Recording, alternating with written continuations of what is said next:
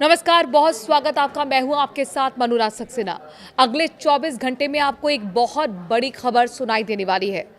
दरअसल कुछ बड़ा दुनिया में होने वाला है।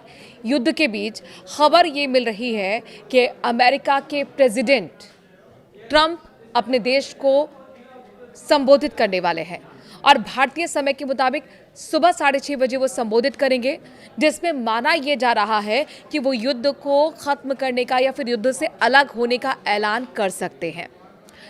उनके ये संकेत उनके हाल ही के बयानों में भी देखने को मिले हैं। उसे हम डिकोड करने की कोशिश करेंगे। अच्छा, दूसरा इसका पहलू ये भी है कि हो सकता है कि स्ट्रेट ऑफ हॉर्मुज, इस इलाके को कैसे खाली कराया जाए, इसको लेकर भी हो सकता है कि वो प्लान को रिवील करें। यानी कि दो स्थिति हैं, या तो वो अपने आप को युद्ध से अलग कर लेंगे, अमेरिका इस युद्ध से अलग हो जाएगा।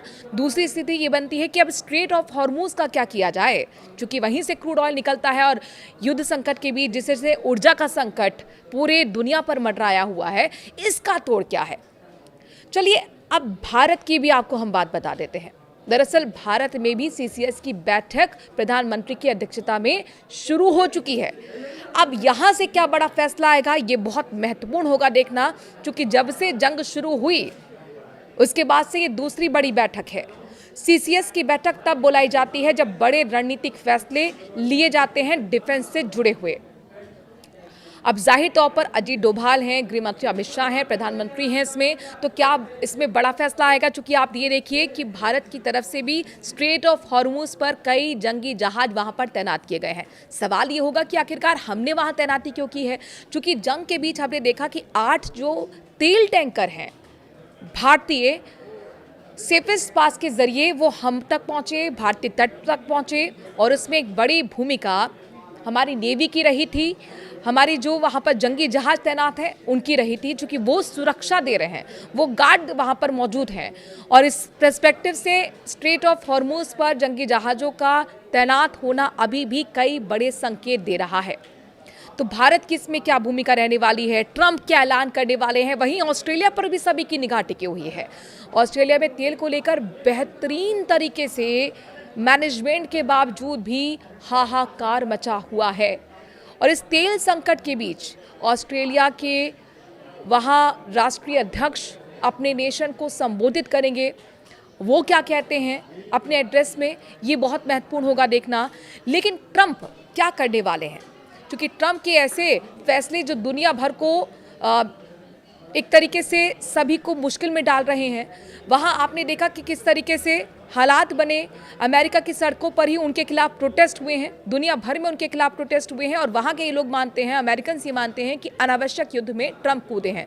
वहाँ उनके खुद सलाहकार जो है पार्टी के अंदर भी उनके खिलाफ आवाज़ उठने लगी, और जो उनके सलाहकार हैं उन्होंने ये माना है कि ट्रंप को इस युद्ध से नुकसान हो रहा है।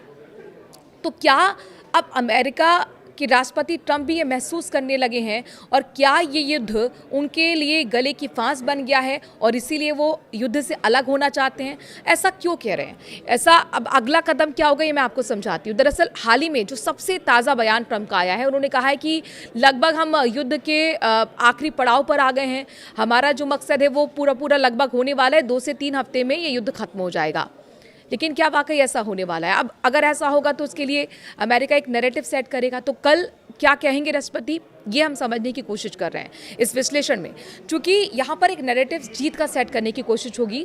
ट्रंप की तरफ से कहा जाएगा, देखिए हमने ईरान में जो न्यूक्लियर ठिकाने थे उनको निशाना बनाया, जो परमाणु सामग्री थी वो हमने पूरी तरह से ख़त्म कर दी, तो हमारा मकसद खत्म हो गया। लेकिन आप यहाँ पर समझिए, अमेरिका लगातार क्या कहता आया है कि ईरान के रिजीम को चेंज करना हमारा मकसद है। अब सवाल है कि क्या रिजीम चेंज हुई। अयातुल्ला खामनेई की तो मौत हो गई, लेकिन उनके बेटे मुस्तफा खामनेई इस वक्त वहाँ पर पूरा कंट्रोल उनका है। तो क्या रिजीम चेंज हो पाई, और क्या ईरान झुक पाया। चूँकि ईरान ने तो लगातार प्रॉक्सी वॉर भी छेड़े हुए हैं, लगातार मिसाइल और ड्रोन से हमला कर रहा है, तो वहाँ से तो कहीं लगातार यूँ कहें कि युद्ध और भी तेज़ ईरान की तरफ से किया गया है। तो दूसरा अब सवाल यहाँ पर होता है कि फिर क्या युद्ध पूरी तरह से खत्म हो जाएगा, या इसे फ्रोजन कॉन्फ्लिक्ट कहा जाएगा। फ्रोजन कॉन्फ्लिक्ट का मतलब होता है कि युद्ध पूरी तरह से तो खत्म तो नहीं होना, लेकिन एक ठहर सा जाता है, जैसे कि हम देखते हैं यमन में, या जैसे कि हम देखते हैं लीबिया में, सीरिया में। तो वहाँ इस तरह की स्थिति क्या बन सकती है, यानी कि प्रॉक्सी वार दोनों तरफ से चलते रहेंगे, लेकिन बहुत बड़ा सैन्य कार्रवाई हमें देखने को नहीं मिलेगी। अब तीसरी चीज़ यहाँ पर है कि ट्रंप का मिडिल ईस्ट टूर बहुत कुछ अपने आप में बताता है और इससे अमेरिका को ही फायदा होगा। ये खास रणनीति अमेरिका और इजराइल की तरफ से बनाई गई है। आपको याद होगा जब ट्रंप अमेरिका के राष्ट्रपति दूसरी बार बने थे तो कहाँ गए थे? मिडिल ईस्ट देशों पर, और बेहतरीन भव्य स्वागत उनका किया गया था। कतर ने तो बाकायदा एक स्पेशल उनको गिफ्ट किया था एरोप्लेन, और उसकी चर्चा काफ़ी हुई थी। तो यहाँ पर अगर इस युद्ध से अमेरिका अलग होता है तो मिडिल ईस्ट में क्या होगा? एक अनसर्टेनिटी आएगी, अनिश्चितता आएगी। इससे खौफजदा जो मिडिल ईस्ट के देश हैं वो खरीदेंगे हथियार, वो खरीदेंगे जंगी जहाज, एयरक्राफ्ट्स, और इससे किसको फ़ायदा होगा? अमेरिका को। अमेरिका का जो डिफेंस इंडस्ट्री है वो मजबूत होगी। एक नया बाजार यहाँ पर मिलेगा, अमेरिका को आपदा में अक्सर होगा। अब यहाँ पर चौथा पॉइंट बहुत महत्वपूर्ण पॉइंट है, इसे समझने की ज़रूरत है, जिसमें इजराइल का भी फायदा है। देखिए, इजराइल ने एक बाकायदा मिडिल ईस्ट के देशों को प्रस्ताव रखा हुआ है कि स्ट्रेट ऑफ हॉर्मुज का क्या तोड़ होना चाहिए, तोड़ होना चाहिए इसका विकल्प। हम आपको एक विकल्प दे रहे हैं। इजराइल की तरफ से अरब देशों को प्रस्ताव में कहा गया है कि सऊदी अरब से रेड सी होते हुए इजराइल और वहाँ से फिर यूरोप के लिए एक पाइपलाइन बिछाई जाए, और वो पाइपलाइन अगर बिछती है तो इसका सीधा सीधा रणनीतिक रूप से जो फ़ायदा है, जो आर्थिक रूप से फ़ायदा है, वो मिलेगा इजराइल को, जिसकी अर्थव्यवस्था पूरी तरह से कई मोर्चे पर जो वो लड़ रहा है, लीबिया से, ईरान से, गाजा पट्टी में उसने देखा क्या हुआ, तो जाहिर तौर पर उसकी अर्थव्यवस्था को यहाँ से मजबूती मिलेगी। बहरहाल क्या होने वाला है ये अगले कुछ घंटों में साफ होने वाला है। ट्रंप क्या युद्ध से अलग होने का ऐलान करेंगे? क्या इसे वाकई उनकी हार के तौर पर देखा जाना चाहिए या जीत के तौर पर देखा जाना चाहिए?